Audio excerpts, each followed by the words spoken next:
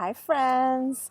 Okay, the last thing that was happening in chapter 10 was that Dad stared at the pots for one more moment and then patted me on the head. Sure, because she had just asked to go to the stream for a little while. I stood up and gave him a quick hug. Thanks, Dad. Pip hopped onto my head, Sassafras ran ahead, and we all set off for the stream. Chapter 11 is called Only Two. I grinned as I tickled the baby merhorse under the chin. I thought nothing could be cuter than merhorses, but baby merhorses? Yep, pretty much the most adorable thing ever. Sassafras was peeking at the little one in the water from his perch on a fallen log. As much as he loved merhorses, there was no way he wanted to get wet. And his ears started twitching.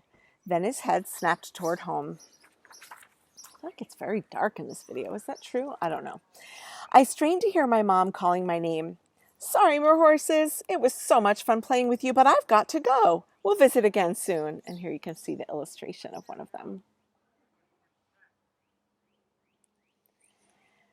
Pip hopped on my head, and I lifted Sassafras into my arms and hauled them both to the other side of the stream.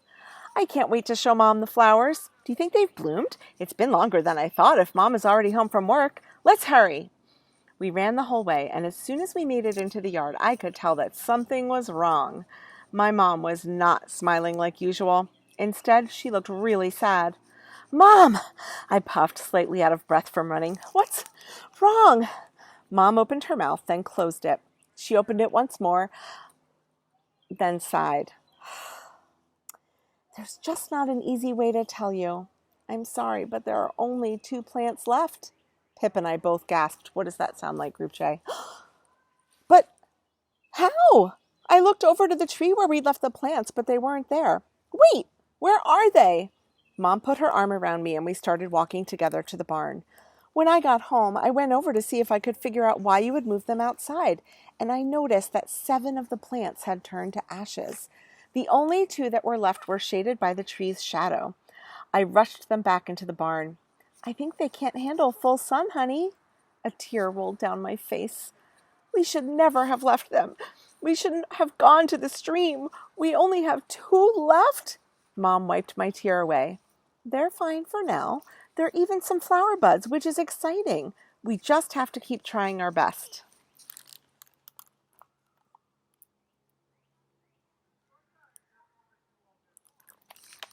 But what if the bog you're thinking of isn't the right place? What if I do something else wrong and the last 2 plants turn to ashes? I don't want the plants to die. I didn't want to say my biggest worry out loud, but I couldn't hold it in anymore.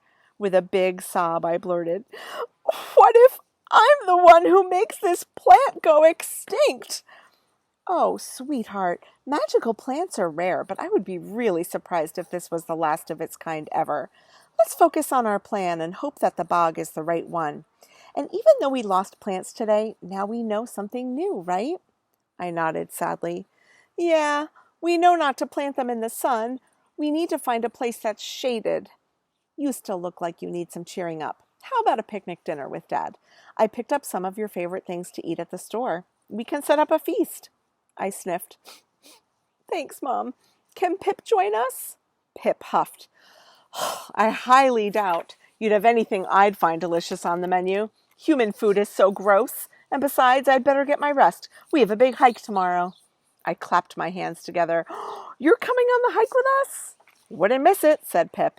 He gave us all goodnight hugs and headed off into the forest, calling out, See you tomorrow, as he hopped away.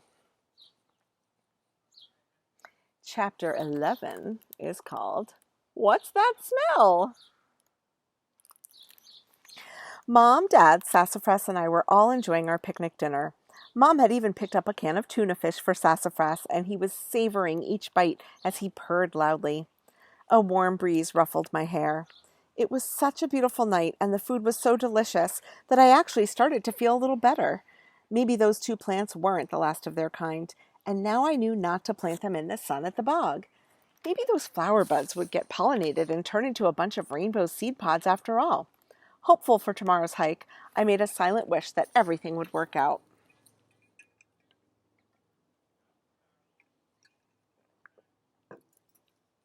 Mom, Dad, and Sassafras must have noticed the smell too, because They stopped eating and started sniffing the air. "What is that incredible smell?" asked Dad. "I'm not sure," answered Mom. She sniffed some more. "It smells like roses and lilacs and honeysuckle, all blooming at once." I sighed and then sniffed some more. "Can Sassafras and I go find out where it's coming from?" Mom and Dad nodded their approval. Sassafras looked at me, then his tuna, then me, then his tuna. Finally, he gave a big sigh, gobbled a mouthful of tuna, and trotted over to me. We walked around our house and through the garden, but we couldn't figure out the source of the smell. "Where's it coming from, Sass?" Sassafras gulped the last of the tuna in his mouth and sat for a second. He sniffed first one way, then the other, spinning around in a complete circle. Then his eyes lit up, and he started chattering and took off for the barn. "The barn? Oh, the barn!"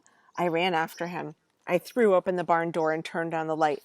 By the way, friends, I can see the picture, but I'm not going to show it to you yet. "Wow!" I breathed. Sassafras started purring. There in front of us were several of the most beautiful flowers I'd ever seen. "They're beautiful," I murmured. "We have to tell Mom." We ran back to the picnic blanket and I blurted out, "You have to come see, in the barn," before I remembered. My dad can't see magical creatures or plants. Whoops. Mom's eyes got really big, but she answered, "Oh, the smell is coming from the barn? How unusual. Sure, we can come check it out." She gave me a wink as she and Dad got up and followed us to the barn. Inside, Mom couldn't seem to help exclaiming, "Oh my goodness, the flowers really were so breathtaking." Oh, she didn't say that. She's saying the flowers really were so breathtaking. Okay, here we go. Here's the picture. Friends, I love pictures that are in kind of gray and black and white, but I really have a craving now to color this picture in with lots of colors. Dad looked around, puzzled. "You're right, hon. This really is so strange. It smells so wonderful in here, but the only thing I see are these pots of sand and moss. Are you trying to grow something, Zoey?" I did my best not to laugh. Poor Dad. All he could see were the soil cups. I really wished he could see the flowers, too. At least he got to smell the amazing smell. It was a start. "I sure am, Dad." "Well, keep at it. I'm sure something will grow for you eventually." Mom coughed to cover her laugh. It was so funny to hear Dad saying this in front of these enormous plants covered with gorgeous flowers. Oh, Dad. Hey, wait a minute. It was kind of weird that the flowers didn't bloom until the night. Mom? Just out of curiosity, are there plants that only flower at night? Or do most plants start blooming at night and I just haven't noticed? Mom smiled. What a great question.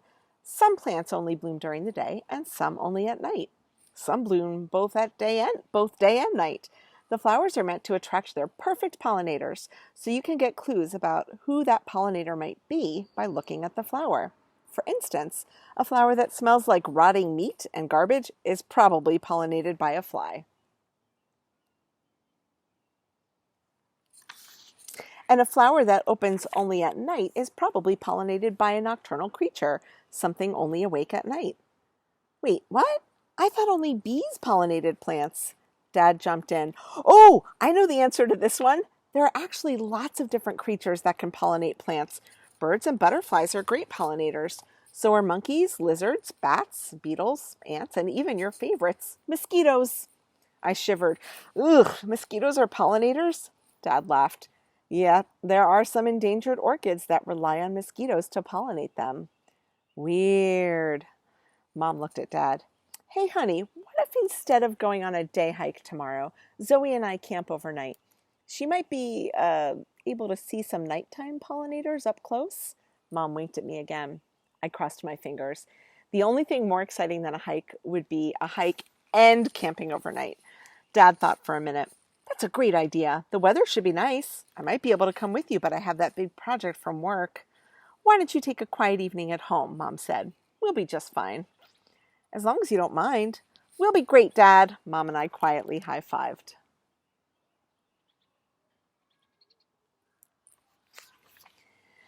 Okay, friends, the next chapter is chapter 13, and I will read it. but I'm going to pause here and do it in a separate video. See you soon. Oh, it's called camping, and the first word is I. Bye.